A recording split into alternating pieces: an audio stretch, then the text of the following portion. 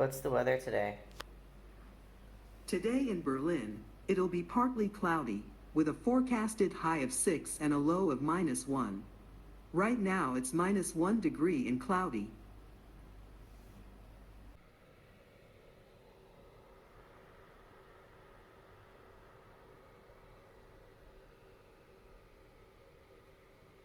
It's been a whole year that we've been here, and I just celebrated my second birthday in Berlin, my first birthday not being jet lagged. And I thought that it would be good to just sort of share a little bit of the things that I have figured out and maybe a little bit of what I'm hoping to do now that I have like my base level of stuff uh, dealt with. So obviously, moving anywhere sucks. It's really hard, especially when you don't know the place very well, and even more so when you don't know the language. I haven't been taking an actual class yet, but I have been doing Duolingo consistently every day.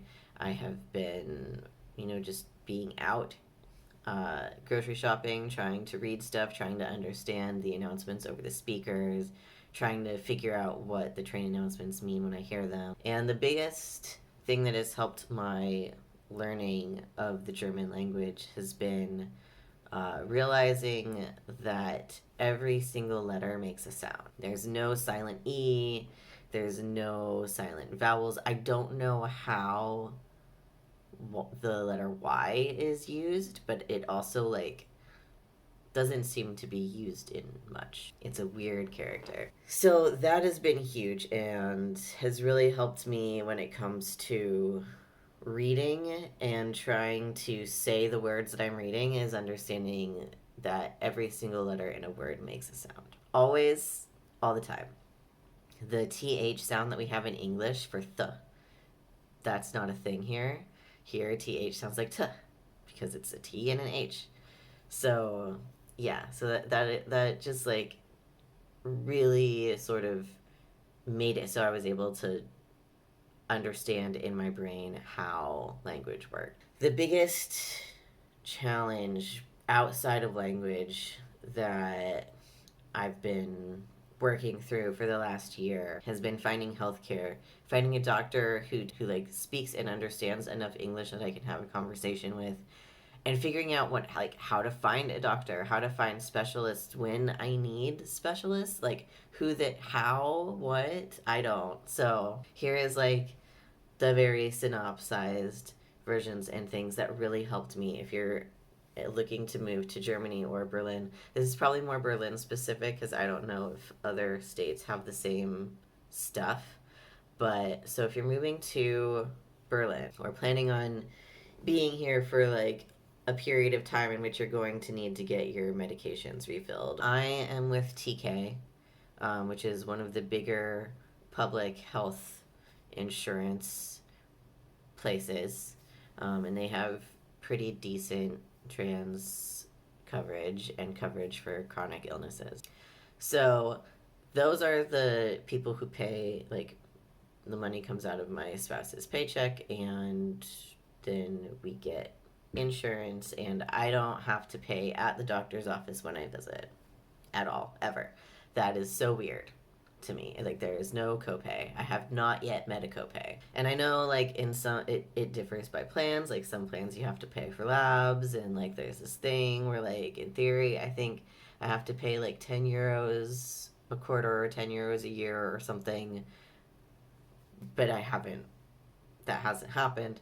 So it's free to go visit a doctor, any doctor, whenever I need to see a doctor at any time, unless that doctor does not take public insurance. So here is the crucial exception.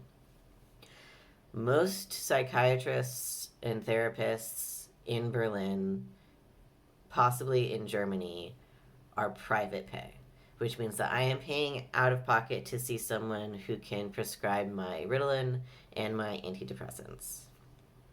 I have tapered off of my antidepressants and anti-anxiety medications at this point, and that seems to be working pretty well. So I'm not worried about that as much as I was all of last year. Getting that refilled was a nightmare because insurance won't cover, well, I could have opted for the plan that would have had insurance reimburse me for prescriptions written by a private doctor, but that was not clear to me until it was too late. So if you are on medications for brain stuff, either take the extra time to find a psychiatrist who is in your insurance network, or get the kind of plan that allows insurance to reimburse you, which I highly recommend doing if you have depression and anxiety or ADHD or anything that you need like regular brain medications for, because GPs will not prescribe it. There is a very sort of jarringly separated line between general practitioners, specialists, and psychiatrists, and they do not want to overstep those lines if they can help it. Um, I did work out with my GP by explaining that my psychiatrist is private to get her to rewrite my antidepressant and anti anxiety medication as long as I bring her the script from my psychiatrist. So that is a possible thing to do if you can't find a psychiatrist who takes public insurance, which is very difficult to do right now. It's a whole deal. So just know that going in is every doctor is separate. Like I've been seeing my endocrinologist for GP stuff, and she really didn't like that. So in January, I managed to find a pain clinic, a chronic pain clinic that is an integrative medicine clinic. They have specialists and GPs, and so I have a GP who specializes in chronic pain now.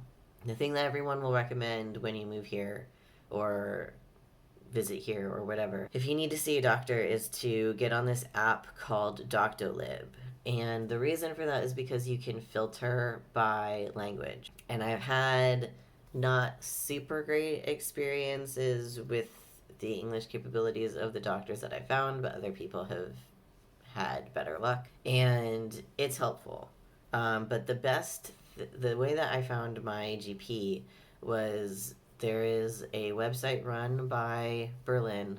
It's part of the Berlin government. It's like the statutory health insurance conglomerate group has a website called kvberlin.de, and they can help set you up with appointments for doctors in any specialty in like a reasonable amount of time, which I did not know. In Dr. Lib, you can find a doctor and it's like months and months and months and months.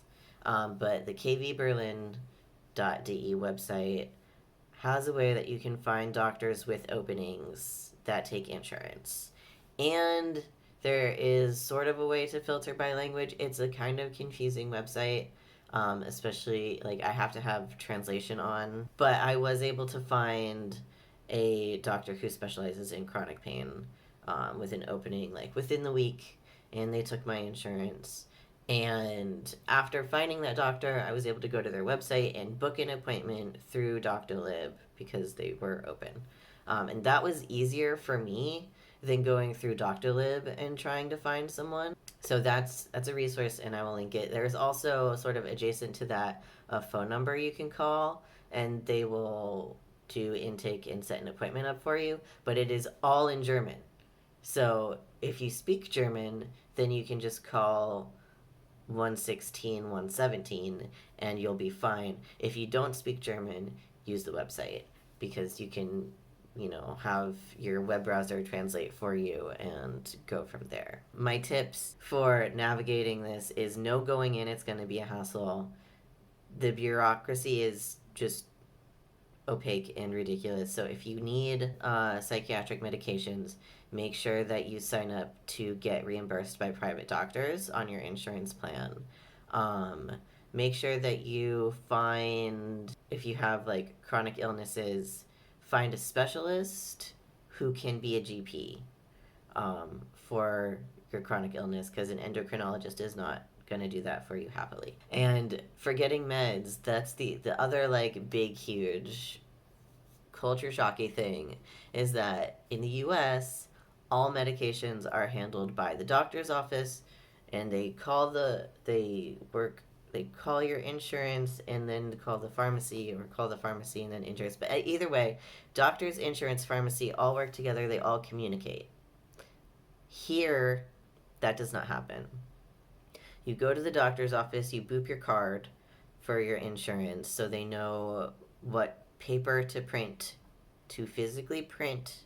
I am not making this up.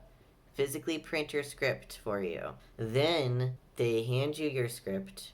You take that piece of paper to literally any pharmacy, and then the pharmacy does the thing, and then they take your paper and they tell insurance about it. But it is a very physical process. Like, you have to physically go to the doctor, your thing, say, hey, I need my medicine refilled.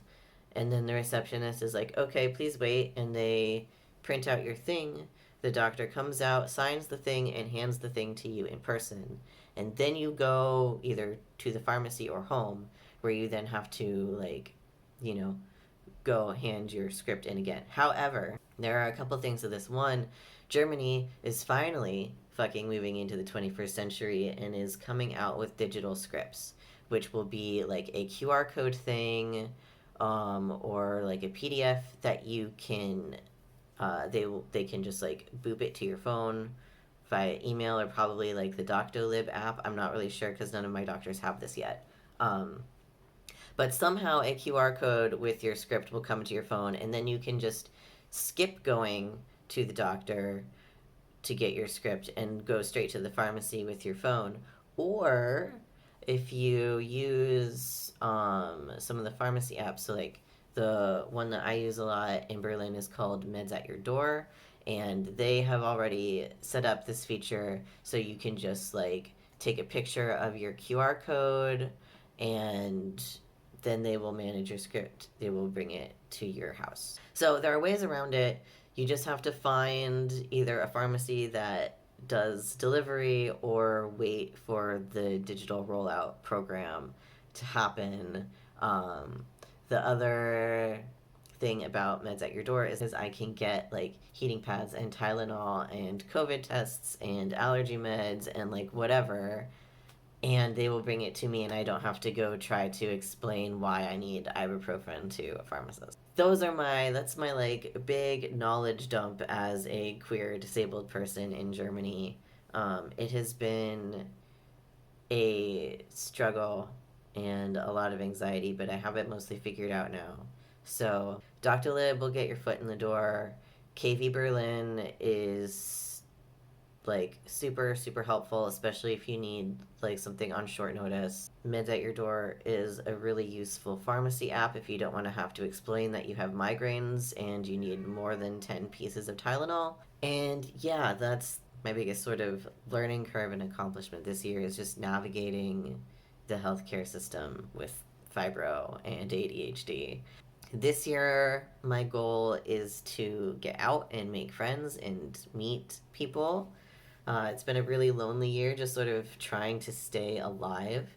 And now that I've got that under my belt, I went to a BIPOC trans writers group in Kreuzberg the other day. That was a really good practice and just sort of helped me start to get comfortable reading my writing again.